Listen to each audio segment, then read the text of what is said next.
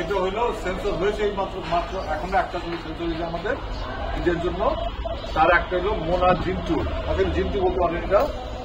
এই হলো মোনা ছবির, এই হলো মোনা। আর একটু বড় হয়ে গেছে যখন ছবিটা শুরু করতাম তখন আলোচনা ছিল। বাচ্চা মানুষ খুব দ্রুত বড় হয়ে যায়, আপনি জানেন।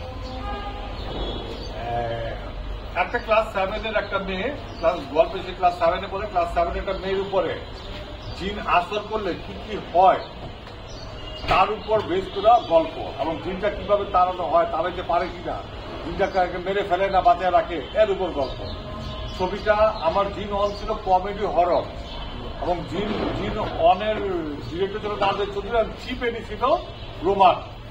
সেই রোমান আইসা জিন অনের চিফ এডি ছিল, সে জিন টুতে আইসা সে ডিরেক্টর হিসাবে, অ্যাসিস্ট্যান্ট ডিরেক্টর ছিল জিন অনের, জিন টুতে আইসা সে ডিরেক্টর হিসাবে এটার ডিরেকশন দিল।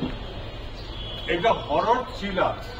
আমি গতকালও একজন কিনে ছবিটা দেখছি, দেখার পর ছবিটা সে যখন ভয় পাচ্ছে, নাম আদান করে গেছে, সে ইচ্ছা করতে চাই বলি এখানে ইচ্ছা করা যায় না, আমি কি নামাজ পড়বো না, হ্যাঁ নামাজ পড়বো।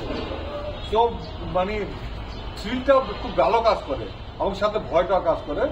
আবার আমার মতে একা ছবিটা বিশেষ করে মেয়েদের ক্ষেত্রে আমাদের মা বোনের একটু সফট হয় আর দুর্বল হবে, স্বাভাবিক ছেলেরা সাহসী হবে, ডান পিটে হবে বাই ন্যাচারাল। সো বিশেষ করে মেয়েদের যারা মা বোন যারা আছে বা মেয়েরা আছে, মা বোন যারা বাচ্চারা আছে, ভাইস্তা আছে, তারা যদি সাহসী না হয় এবং হরর ছবি এগুলো দেখার অভ্যাস না থাকলে তাদেরকে প্রথম দিন হলে না যাওয়ার জন্য অনুরোধ করবো। আমাদের চ্যানেলে কোনো মেয়ের পক্ষেই একা দেখা সম্ভব না, ফলে হয়তো দেখা সম্ভব হইলে, কিন্তু আমাদের স্টুডিওতে বসা কোনো মেয়ের পক্ষে একা দেখা সুবিধা সম্ভব না। আর আজকে কিছুক্ষণ পরে 1 লাখ টাকার যে ভিডিও, 1 লাখ টাকার যদি চ্যালেঞ্জ করছে, আসলে 1 লাখ টাকার কোনো চ্যালেঞ্জ ছিল না আমাদের। ওই 1 লাখ টাকার চ্যালেঞ্জে যারা উনি আসতেছে, ডক্টররা আসতেছে, অ্যাম্বুলেন্স আইসা হচ্ছে বোধ বাইরে, এই আমাদের আজকের প্রিপারেশন।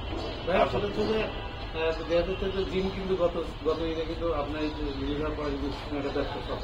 আপনি কি আসলে মোনাকে আসলে জিন্টু নিজের ইচ্ছায় করেছেন? আগে তো এসে আসলে মোনা। আচ্ছা, জিন্টু সফল হওয়ার পরে এইটা জিনের গল্প আপনারা দেখছি ট্রেলার দিচ্ছেন। So why not we go Mona. একটা আপনি দেখেন এই জেমস বন্ড, জেমস বন্ডের কি আলাদা নাম থাকে না প্রতিটা?